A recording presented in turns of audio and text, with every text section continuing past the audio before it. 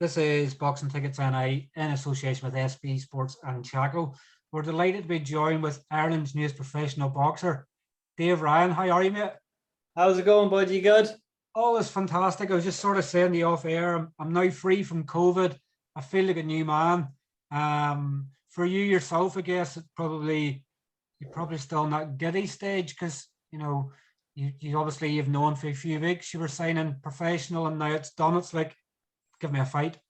Yeah, basically, yeah. So it's been a long process now, but finally got over the line and I'm ready to go. I started cutting weight already and started training really hard. So everything is up to 100% and really put my head down for it.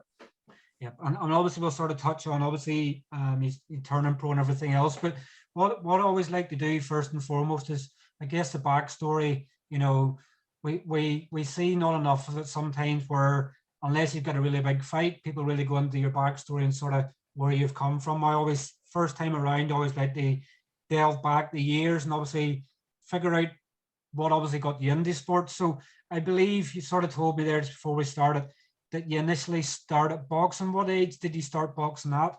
I was between 8 and 10 and I was doing it for a couple of months now and I was enjoying it. And then we moved towns and then there was no boxing club here. So I kind of stopped fighting altogether, stopped even training. And I was into GAA and all that at the time. And then I was just started secondary school and a few of my mates were going to the local kickboxing club.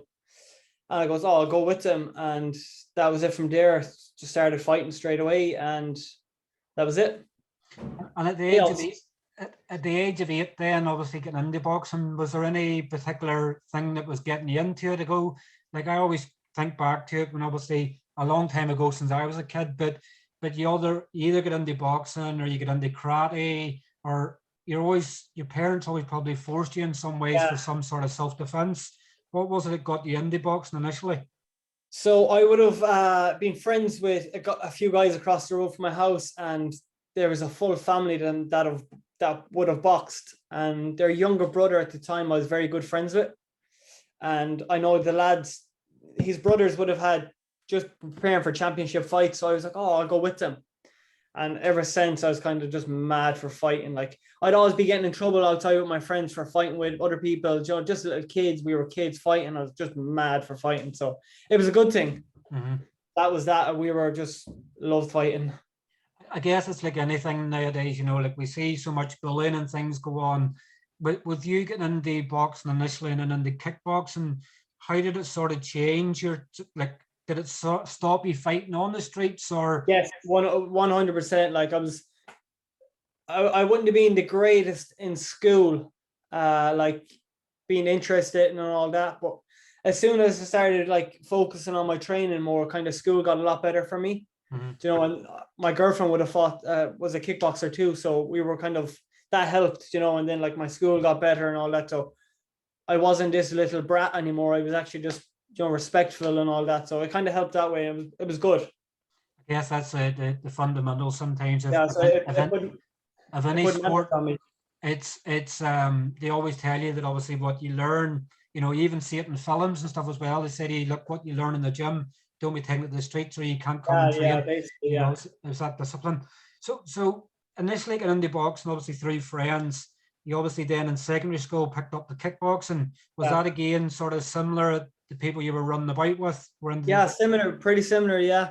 So I would have just started secondary school, and I would have been a bit older than the guys in my year at the time, and I would have hung around with the guys that are above my year in school. So they were all into it, and I was like, oh, I'll give it a go. And ever since, I probably didn't miss this training session for about 7-8 years. I was there constant every day. I was even going to the older lads' classes with my own classes, so it kind of really benefited. It's sort of when I think of kickboxing, always it's the fair assessment you're always going to make. Jean-Claude Van Damme first and foremost. Yeah.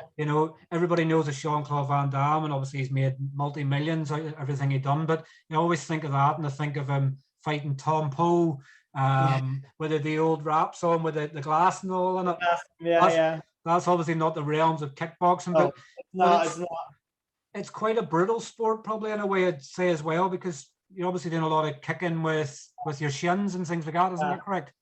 You can pick up a lot of injuries if you don't look after yourself properly. It's quite gruesome on the body. It is. And kickboxing then is obviously is that just hands, or is it hands and elbows?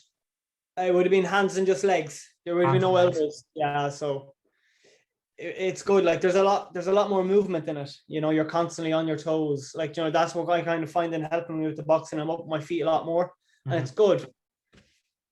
With kickboxing, then would you more of a flat base sort of, you know, you're obviously feet fully on the ground, whereas with boxing you're on your toes. There's a much of a difference. It'd be similar. It'd be similar. Up on your toes a lot. You would. You know, I wasn't the greatest of kickers, so it was kind of, it didn't have to bother me too much. But I could kick, but I choose not to. I was more of just use my hands. My hands were my main thing, so it kind of helped me. I guess obviously that's helping you. Obviously now you come back to boxing when you're more obviously using your hands, but like you were obviously brave and decent at the kickboxing as well, Irish, European, and a world champion. Obviously, I guess, you know, when you look at it and obviously think of kickboxing, you go when you've had talent and you've obviously had quite a lot of success in kickboxing. What obviously changed from the kickboxing then is bringing into boxing? Is it probably with the pandemic and everything else? Is it more the fact that there's not as much kickboxing shows, or is it always something you wanted to get back to? It was always something I wanted to get back to. I would have thought about it a few years back, and then I won a pro world title a couple of years back, and after it, I was asked to go pro boxing over in England, and I decided to turn it down at that time. We were going to Australia about 2 or 3 weeks later, so I went over there for a year, and I was training out of a top gym over there, and I was like, oh, you know, there was 2 parts to it. So there was like kickboxing, MMA, and that, and then there was a boxing side. And I couldn't get any sparring in the kickboxing side, so I was going out helping the lads in the boxing part sparring. And I was like, geez, I'm going to give this a go, you know. And it's been on my mind before that too. So I was kind of always, you know, I seen all the pro shows come back to Ireland. I was like, oh, I fancy my chances with this.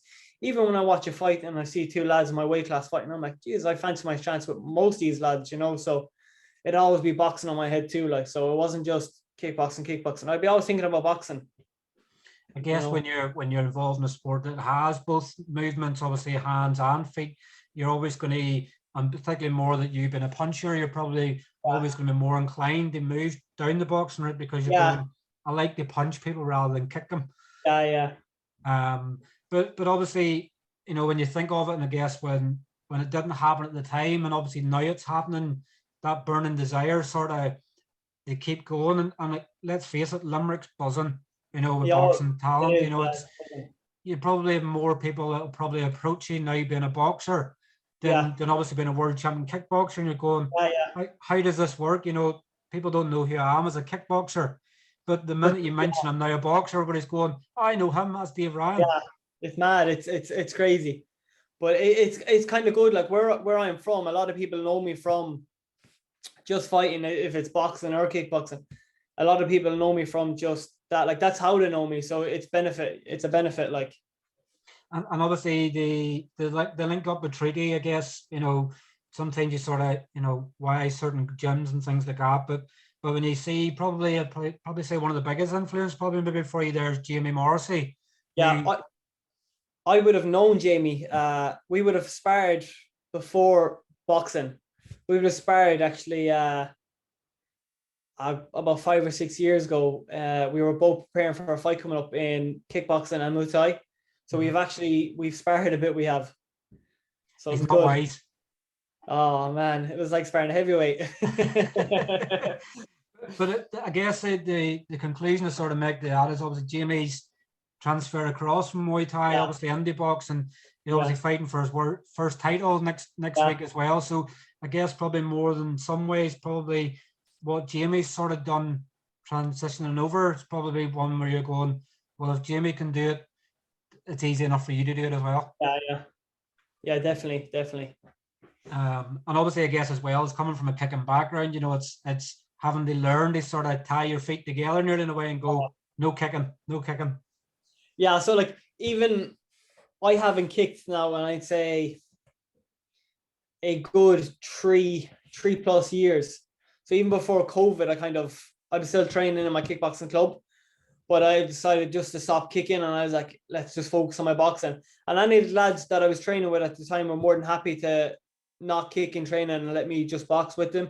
And it kind of really helped me, kind of get that few months more ahead of myself.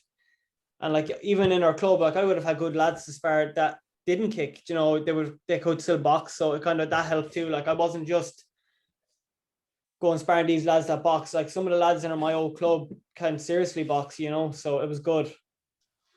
And the link up, obviously, as I say, when you look at Treaty, you've obviously Graham and Jamie, and then you've obviously the Donovan brothers and Lee Reeves, and Jason Hardy.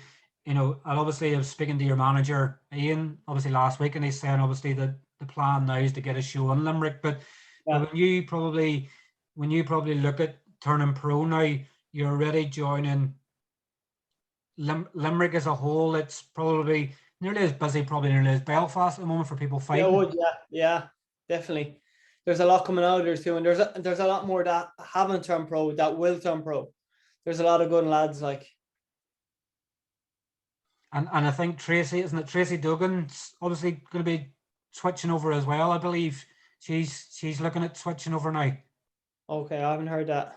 Yeah, well, I think it was obviously in talks, but I guess everybody's now sort of going on to success. Obviously, Graham's Celtic title win. Yeah. Jamie obviously lands a Celtic title next week. Limerick's just going to be solely on the map. Just you nearly not have to do much for people to take notice of who you are. They're going, here's another one coming in the conveyor belt. If Jamie wins the title, we'll have to run a show in Limerick, so it'll be perfect. Graham can defend his belt. Jamie can defend his belt if he wins it. Then you have 10 other lads that will fight in the show. So it's good. Like it'd be a good buzz, a big buzz. And obviously, what was it about Ian then? Or obviously, where you were saying for a few years you were thinking of turning pro and everything else. What was it with Ian then at the end decided that now's the time to do it? So I was just before COVID started, I was on to Boxing Ireland. Mm-hmm. Me, Leonard and Steve, and I was going to sign up with them, and it was just taking forever. I'd send a message, and maybe 3 weeks later I'd get a reply. So it was kind of just, is it going to happen? Isn't it going to happen? And then I was kind of losing hope, and I was like, look, it's not going to happen. It's not going to happen. And then Graham announced his fight, and I was chatting to him a small bit, and he was like, oh, what's going on with yourself? And I was like, look, I'm still waiting to hear back and what's going on. And he's like, let me have a word with Ian. And I've known Ian, and I've seen good work from him, and I was delighted with that. And then about a week later, Ian gave me a text, and then it's been all go since that. Got my belt, my license in about 5-6 days when I was with Ian. So it's all positive, it's good. That's what I needed, and he got it over the line for me. And you had to sort of do like an exhibition for the BUA as well. You had to obviously spar with Shaun and Kelly. Did it sort of, from what Ian was obviously telling me, it was obviously you were both all action and both going for it. Was it sort of, did it feel like sort of an addition to you, or did you feel like you were doing enough? With them standing watching over your shoulder, you're going, maybe they might not like the fact that maybe I've just taken a right hand, or or vice versa. How did you find that pressure? I was like, I love pressure. I love it, because like, even when I used to go to gyms, I'm like, look, if you're going to any gym and you impress, a different gym, and you impress one person there, it's like impressing 100 people somewhere else. Mm-hmm. It's very good. So I like that kind of thing, and it was it's a Coliseum, Pete, you have all them lads up there. So like, they were there watching my spar too. So like, the better I do, they all know how good I am then. So it's kind of, it works both ways. I love pressure. So if people are watching me, they're obviously going to enjoy it. So I kind of work hard. So it was a good thing. I liked it. I guess you've obviously had plenty of fight experience as well. So it's not like it's sort of the first time you're ever going to fight, and it's going, somebody's watching me here, what do I do? You're well used to it, I guess, and probably the lower numbers probably helped you to perform as well. Yeah. So, and as strangely as it is, I love being punched. If I'm in training and someone punches me, okay, I'm doing something wrong, let's fix it. So it makes you work hard. I guess it's that sweet science as well, isn't it? Obviously, boxing's also about hitting, not getting hit. Yeah. So if you're getting hit, you're doing something wrong. With you, obviously, by moving across from the kickboxing, I guess, would it probably be fair to say you probably maybe have an all-action style that sort of, Yeah. kickboxing probably taught you that every second you're not sort of fighting, you're giving somebody else an opportunity. So is it probably fair to say you're going to be all action? I will be. Yeah, but I'm going to take my time and get everything right. I'm not going to be going in looking, rushing everything. I'm going to take my time and get everything right. So I'm going to just do it properly. I don't want to go in and blast people out and look disgusting doing it. I want to look good doing it. So I'll take my time. I guess that's a good thing with obviously switching across, that professional boxing's always been able to lend its hand on journeymen. They obviously help you establish yourself in the sport. We'd be one of the ones that would obviously kickboxing probably may not get it as much because it's more competitive fighting. Yeah, they don't. My first pro fight, I would have fought against it was Ireland against China, and the guy I fought had at least 500 pro fights. And it was my first time fighting K1. I was kind of like, all right. Every time I hit this guy, he was just smiling at me. I was like, oh, there's something wrong here, So it's different. Like boxing, you can get away for 10, 12 fights and look good, where in kickboxing, there's no such thing as it, So I have that experience out of the way now. I don't really want to be going in fighting all these journeymen. I want to go in and fight anybody, So it's good that way. I guess you'll probably, even like Jamie, obviously his first couple of fights, first 3 fights were, well, 2 of his first 3 obviously fought Robbie Burke in his second pro fight, but you'll probably have to take 1 or 2 just to obviously get you accustomed. Just get your name out, Yep, to get obviously going with Shaun and things like that. They obviously the side of boxing, then obviously would you always have been an avid fan of boxing? Who would you look to in boxing as probably an idol sort of the sport you would like to sort of follow in their footsteps? I would have, down from day one, I would have followed Roy Jones Jr. and Ricky Hatton. They would have been everything they'd done. I tried doing training, so it was always them two. Flashy. One's aggressive, one's flashy as hell. So that's what I used to always try to be like, but in my own style of it. So it was good that way. Mm-hmm. Two very good names they sort of have. What do you sort of make of, I guess obviously boxing coming out of COVID, I guess probably in some ways I sort of look at it and go, we're getting half decent cards on some shows. They're probably not what they were pre-COVID, and I guess until things sort of materialize properly. But what have you made of obviously boxing coming out of COVID? Have you what's impressed you the most? We've obviously had some really great fights this year. Obviously Serrano and Taylor and Wood Conlon and obviously all these unifications and everything else as well. Are you is it nearly like we're warming up to something really massive, or? It seems like everyone's willing to take the fights now instead of leaving them go another year or two. Like all these big fights are happening faster now, I think, because like some lads must have missed out in 2 years now. Some guys were lucky that to get shows to go through and have them on with COVID. The guys that missed out on them, now we're making for these big fights. Everyone's pushing for big fights. So everyone's pushing to get harder fights. So it's good. Mm-hmm. It's really good. And sort of weight class and things you're going to be campaigning at? What's your ideal weight class you're sort of campaigning at? I'm going to go light welterweight. Light welterweight, so 140. Yeah, 140. And if I don't feel comfortable, I'll always go up. So it totally depends on the first 2 or 3 weight cuts I make. No, I'm not far off the weight, so I've already started cutting weight. So when something does happen, I'm ready. So I'm just getting it right now, so I won't have to kill myself.